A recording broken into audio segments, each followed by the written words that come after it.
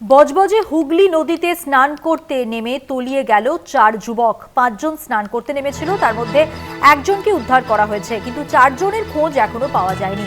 ঘটনাস্থলে নোদাখালী থানার আইসি সহ পুলিশ আধিকারিকরা। শুভ্রজিৎ চক্রবর্তী আমাদের প্রতিনিধি রয়েছেন টেলিফোন লাইনে। শুভ্রজিৎ, ঠিক কি ঘটেছে, যারা তলিয়ে গেছে তাদের সম্পর্কে কি জানা যাচ্ছে, পুলিশ কি বলছে? দেখো, একেবারে প্রথমে তোমায় জানিয়ে রাখবো, আজ পূর্ণিমা উপলক্ষে এই যে যুবক তারা কিন্তু সকালে স্নান করতে যায় নদীতে, এবং ঠিক সেই সময় নদীতে স্নান করতে গিয়ে কিন্তু তলিয়ে যায়। যেটা স্থানীয় সূত্রে জানা যাচ্ছে যে মোট 5 জন তারা কিন্তু স্নান করতে গেছিলেন। তবে স্থানীয় এক ব্যক্তি যখন তলিয়ে যাওয়ার ঘটনা ঘটে তখন কিন্তু তাদের দেখতে পেয়ে একজনকে উদ্ধার করতে সক্ষম হলেও বাকি 4 জনকে কিন্তু উদ্ধার করা যায়নি।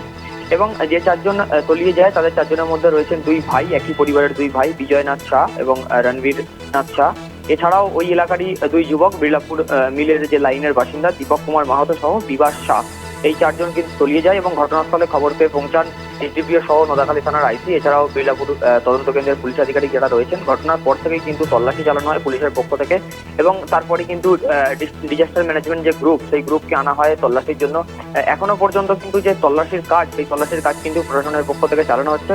তবে এখনো পর্যন্ত 4 জনের কাউকেই কিন্তু উদ্ধার করা সম্ভব হয়নি। এবং যেটা জানা যাচ্ছে, স্থানীয়রা যেটা বলছেন যে এই এলাকাতে কিন্তু গত বছরও একটি ঘটনা ঘটেছিল এইভাবেই তলিয়ে যাওয়ার ঘটনা। তবে সেই ক্ষেত্রেও কিন্তু তার যে দেহ, সেই দেহ কিন্তু মেলেনি।